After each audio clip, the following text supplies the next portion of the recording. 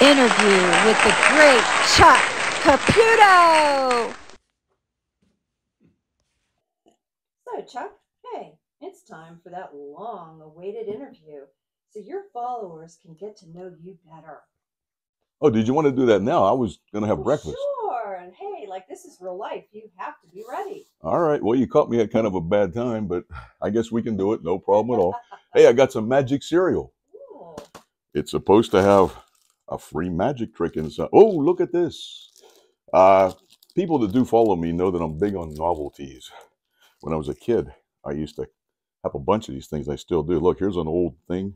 You could mismake the young lady here. Oh, look at that. Look at it. You could change her appearance Ew, and all. That is so cool. Yeah, it goes back to the 1960s. Some really cool stuff. Those. You remember something like that? Yeah, kind of like that. Yeah, it's some really neat stuff. But I'm just gonna enjoy myself. Well, some magic cereal. I'm gonna enjoy myself a little bit while I'm talking to you, if you don't mind. No, go, please. Feel free. Like I said, it's real life. It is real life, isn't it? Well, we're just gonna get these bowls with the cereal. Okay, and watch what happens. Hey, we're gonna make some magic while we're doing this too. Look at this. Whoa. It increases in volume. Wow. And of course, I do make a mess. That's the name of the game here, right? Never-ending cereal. I like that. Never-ending cereal. Now, watch very closely. We're going to use this cloth, I guess, and we'll cover it up like so. We'll cover one bowl, then I'll cover the other. And we'll go 1, 2, 3, 4. Let's see what happens here. I have cereal, right? Yes. Of course, the other ingredient for breakfast with cereal happens to be milk. Oh, aren't you fancy? Aren't I clever? You are. But anyway, let me clean up a little bit, and I'm going to eat while I'm talking. This place is a mess. We got to use the vacuum cleaner, okay? Yes, But fire away at some of those questions. so what got you into magic? What got me into magic? Well, I guess in the late 1960s. I was heavily into novelties, which is what I said on different podcasts and so forth with my friend Eddie Guevara from House of the Unusual. I purchased a few tricks from Johnson & Smith Company. They were fantastic. There was a lot of neat companies when we were kids growing up. Honor House, Gal House. But Johnson Smith, I purchased a, it was pretty cool. It was a little ball and vase and a color-changing scarf. Oh. Got me into magic. And then in about 4th grade or so, there was a local magician named Harry Allbacker. He came to our school, and he was really amazing. He dressed like a genie. He wore a turban and everything, and he was on. Excuse me one second. Pretty good stuff. But he was on a local TV show here in Pittsburgh called Adventure Time. I remember. You remember Harry? And he came to our school, and it was fantastic. That really got the magic bug going. So I would say, ever since I was about a 6-year-old kid, I was interested in magic. That sounds wonderful. Wow. So tell me, what was your childhood like? Wonderful. Great childhood. My parents were absolutely fantastic. We were just an average family, hardworking. My dad worked in a factory, a foundry, next to a furnace. I mean, it was 1,700 degrees. Oh, hard worker, but you do what you have to do to support your family. Correct. Yep. And my mom was a homemaker. Fantastic people. Yeah. How many siblings did you have? I'm the 4th. We have, wow. yes, I have 2 older sisters and an older brother, and me. I'm the baby. Oh, sweet. So tell me, how has your upbringing helped you in the field of magic? Oh, absolutely, it helped me. Like I said, we were poor. We grew up poor, which I'm glad, because I learned to work with my hands. Good. And I know the value of a dollar. So at that point, I would cash in pop bottles. Back in those days, we had glass pop bottles. Oh, yeah. You'd take to the local store and you get a nickel or a dime. I remember. I'd cut grass, I'd shovel snow, whatever it took to place a magic order at the novelty companies and so forth. You were even a paperboy at one time. I was a paperboy for about 1.5 years or so. That was interesting. It was very interesting. I delivered the Pittsburgh Post-Gazette. Wow. I'd get up in the morning prior to school starts. I'd get up probably 5:30 in the morning and I'd deliver the newspaper. So that's how I got my money. You know, I mean, we grew up poor. Wow. And And that brought you into building some of your magic as you got older, correct? And Yes, absolutely. I had shop class in school. Now, I don't even know if they still teach this nowadays. If you don't have it, you need to get this back in. Okay, because I had shop class and mechanical drawing, so I'm very proficient with building things with wood, with electronics, and so forth. Oh yeah, and then you got inspired to your new love of electronic magic. Yes, that's correct. Mm-hmm. I worked with the great Del Rey. All my magician friends out there will know who he is. The lay people are like, who? Del who? What? Anyway, Del Rey was a great guy. I worked with him in 1986, I believe, here in Pittsburgh on the same bill. And I just couldn't believe what I was seeing. And he was nice enough to show me backstage a lot of his close-up effects, Wow, which that's now I'm really finding nice. out he was very, very standoffish. Private. Yeah, so most magicians do not even believe me, but that's the truth. Del was a great man, and we remained friends. We talked via the telephone until he passed away. And later on, I found out about Anverdi.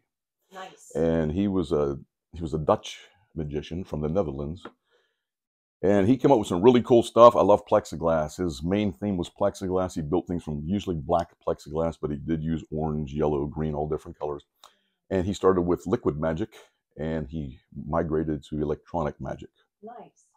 And can you name some of the things that you built in your career? Well, that's the thing. If I can't afford it, I'll build it. I've built a replica of Antonio Diavolo, which is a copy of my main man, Robert Houdin. He was a French magician who brought magic from the streets into the parlor. Antonio Diavolo is the little trapeze guy. About a year ago, I built one of these. He's only 17.5 inches tall. He's completely electronic. He is on YouTube. If you search magician Chuck Caputo, Antonio Diavolo, or House of the Unusual, Antonio Diavolo. I've had so many people to offer to buy this, but I turned it down. I'm keeping this for a while anyway. Yes. I built his replica. I built a replica of his pastry chef, which is the little baker that comes out. It comes with a tray. It's cute as a button. I built the chess player, von Kemplen's chess player. I actually sold that, but it was a miniature mock-up of a chess player. He would actually play chess. He'd knock the pieces over. It was really cool. So, I mean, it goes on and on. Like I said, if I feel something's too expensive or it's out of my reach, I will build it. Very nice. And then tell me, who do you admire in the magic industry? I think you touched on a few people that have been influencers on your life. I would say the old-time magicians. I really have a lot of respect for them.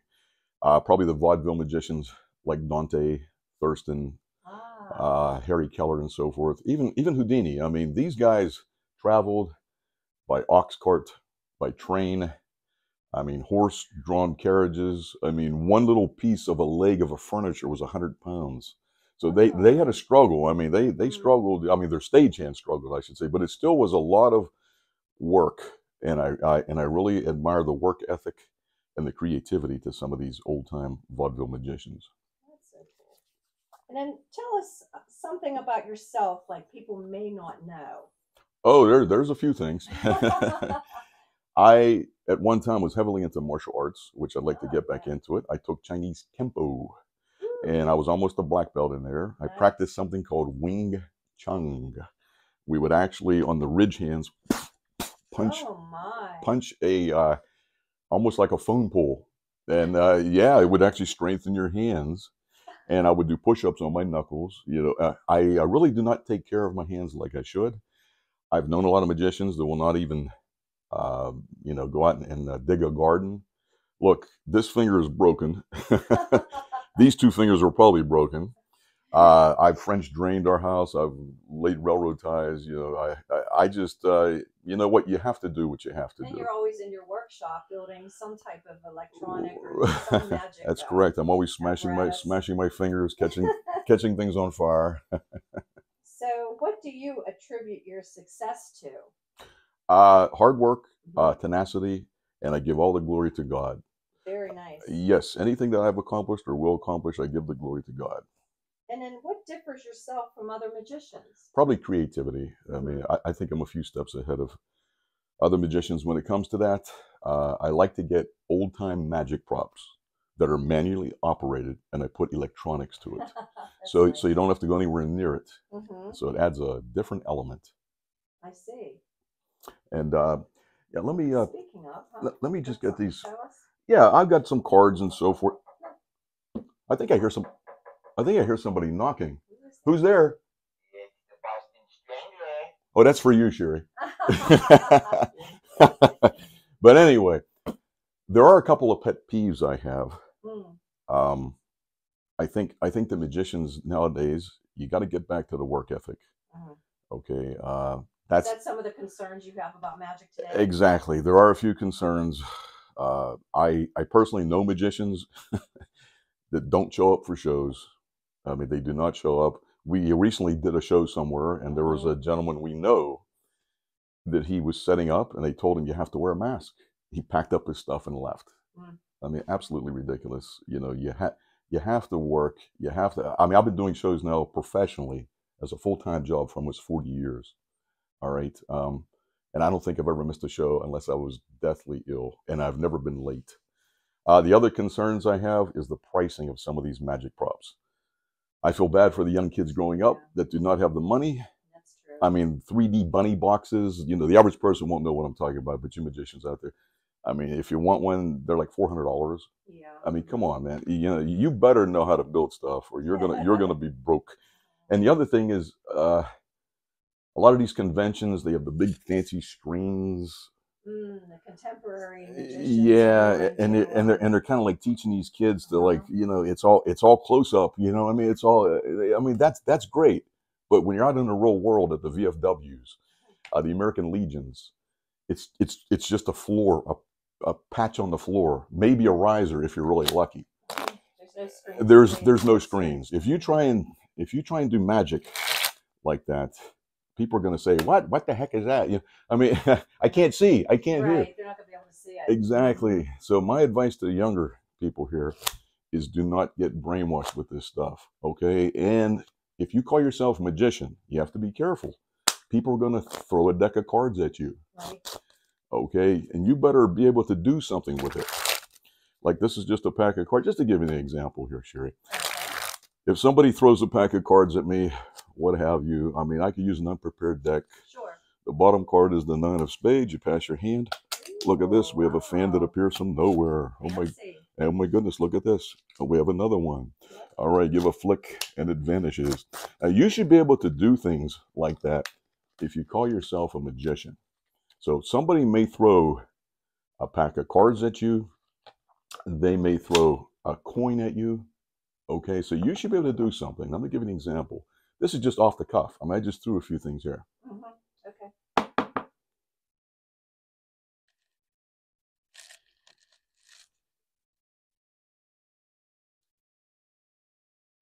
Wow. That's cute. And it vanishes. Yeah, you should be able to do things like this at a bar or something. Not that I hang out in bars. No. I don't even drink. I know. But but if you call yourself a magician,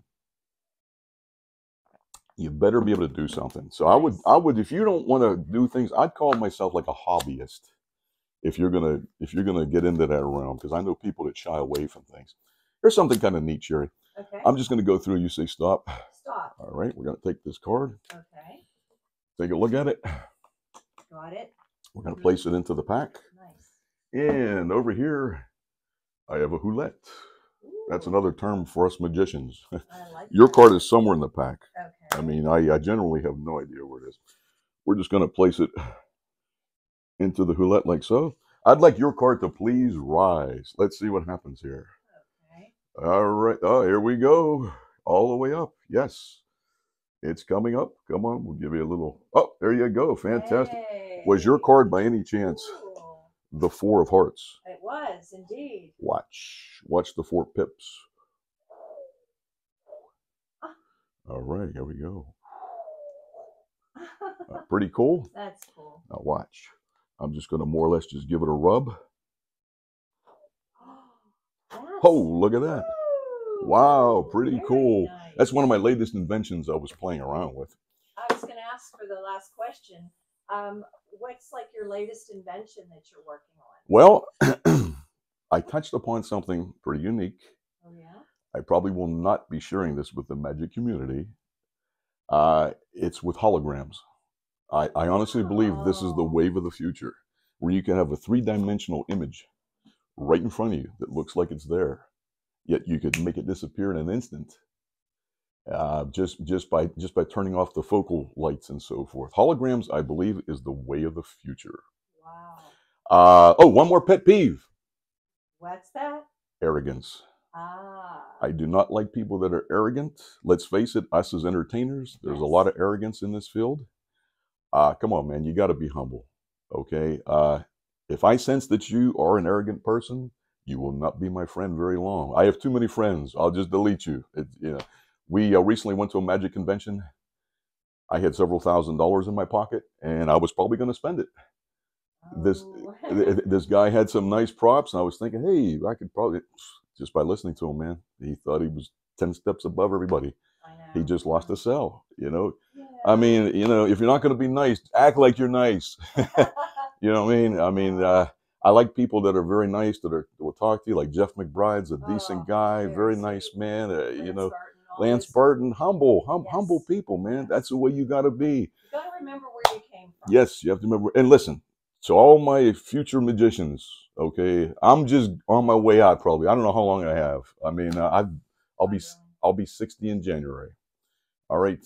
What I'd recommend is work hard, be honest, and the most important thing is do the very best you can. Not just in magic, with everything. We've been married, Sherry. It'll be 32 years.